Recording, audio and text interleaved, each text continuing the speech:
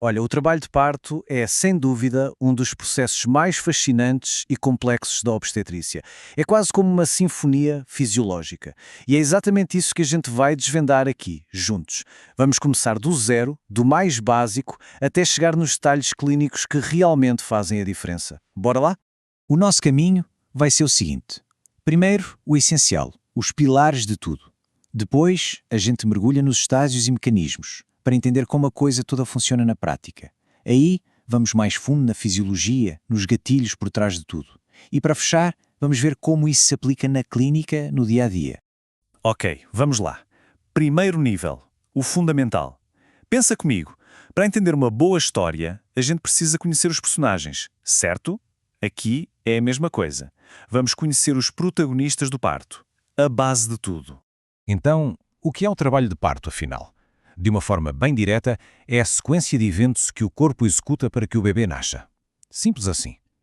O objetivo final é claro, a expulsão do feto. Mas a grande pergunta é, como, né?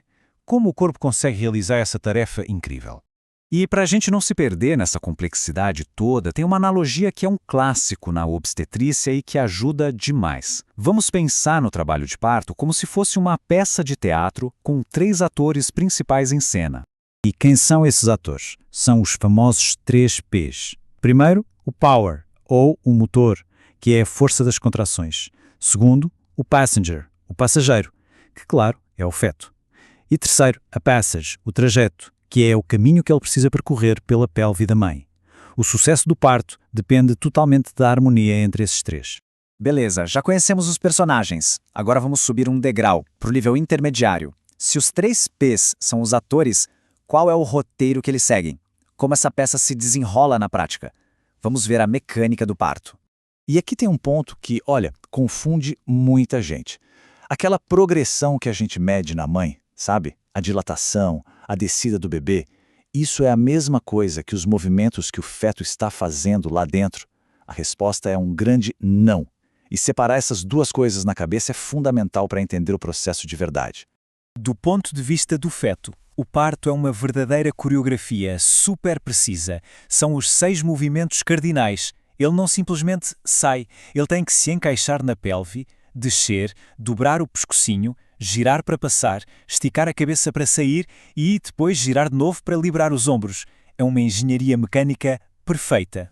Ok, essa é a dança do bebê. Agora, e a mãe? Do nosso ponto de vista, o clínico, a gente divide o processo em 4 estágios.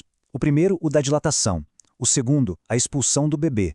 O terceiro, a saída da placenta. E o quarto, super importante, é a primeira hora pós-parto para recuperação. Então, deu para perceber a diferença? Enquanto o feto executa sua coreografia, a mãe progride por esses estágios. Certo. Atores no palco, roteiro definido. Agora vamos para o nível avançado. Vamos espiar por trás das cortinas. O que dispara tudo isso? Qual é o sinal bioquímico que diz, ok, hora de começar? Pensa só, durante quase toda a gestação, o útero fica ali quietinho, em repouso. De repente, ele se transforma num músculo extremamente poderoso. Essa virada de chave não é por acaso.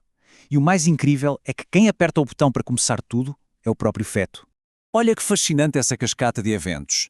Tudo começa no cérebro do feto. Ele libera hormônios que estimulam suas próprias glândulas adrenais. Esses hormônios fetais então cruzam a placenta e alteram drasticamente o ambiente hormonal da mãe, preparando o palco para as contrações. É o feto que dá o sinal. E aqui está a grande virada de chave.